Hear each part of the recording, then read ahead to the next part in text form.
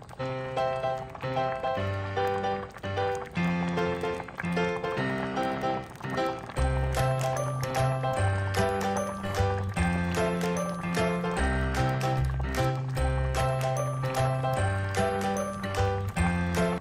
guys! Welcome back sa page Pampangan Cooking. For today's cooking vlog, magluluto tayo ng sinigang na kamyas na bangus at hipon. As you can see, nagpainit na ako ng tubig dito. Kasi ang gagawin natin guys, no, puro pakulo lang ang gagawin natin na pagluluto ngayon. Hindi tayo magigisa. Yan, ilalagay na natin itong ating gabi. At saka itong kamyas. Then, tatakpan lang ulit natin ito. At papakuluan natin yan ng mga 10 to 15 minutes or hanggang sa lumambot yung ating kamyas at gabi. After 10 minutes, check natin kung malambot na yung kamyas natin.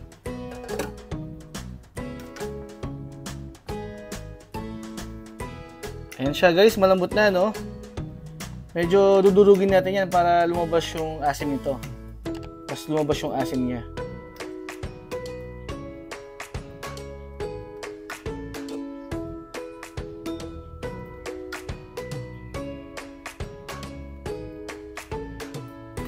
Check na rin natin yung gabi guys na kung malambot na rin. Medyo matigas pa siya guys, pero pwede na siyang durugin. Yung iba kasi dito, no, dudurugin natin para medyo malapot yung ating sabaw.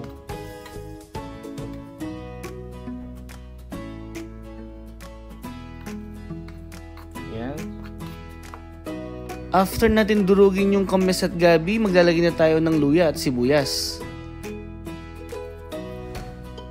And then maglalagay din ako ng kamatis.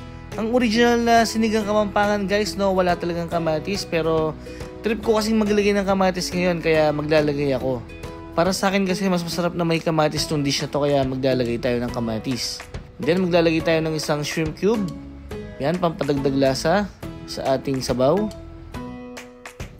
Tsaka natin haluin.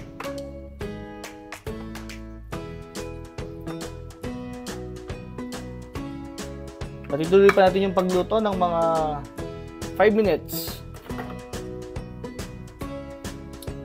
After 5 minutes, tikman naman natin guys para may tama na natin yung lasa. Para malaman natin kung anong pang kulang.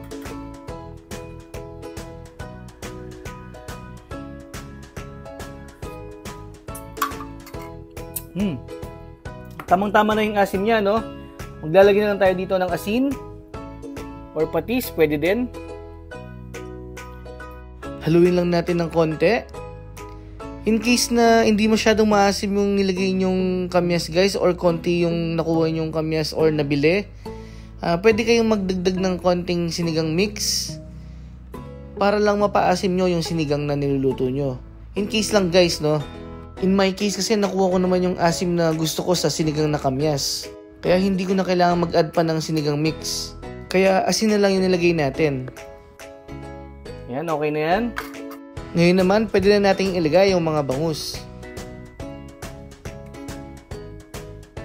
Ayan, kung mapapansin nyo, no, hindi ko sinama yung buntot ng bangus. Kasi every time na magluluto ako ng sinigang or paksiw, hindi ko talaga sinasama yung buntot ng bangus. Mas gusto ko siya na pinipirito. Ewan ko lang guys, no, kung ako lang yung ganito, no, na gumagawa ng ganito. Pero mas gusto ko talaga sa pirito yung buntot ng bangus. Kaya hindi ko siya inahalo sa pag sinigang yung niluluto ko or paksiw. Kaya mamaya niyan guys, ipipirito ko yung buntot nito. Ayan. Takpan lang ulit natin. At ituloy pa natin yung pagluto ng mga 8 minutes. After 8 minutes, ilagay na rin natin itong mga hipon. Ayan. Then, isabay na rin natin itong siling pangsigang natin para sabay-sabay na maluto yan, at saka itong kangkong.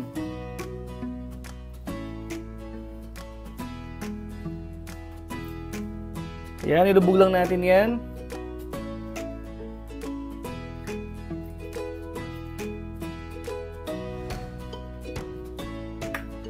At saka natin ulit takpan. At ituloy lang natin yung pagluto ng mga 10 minutes.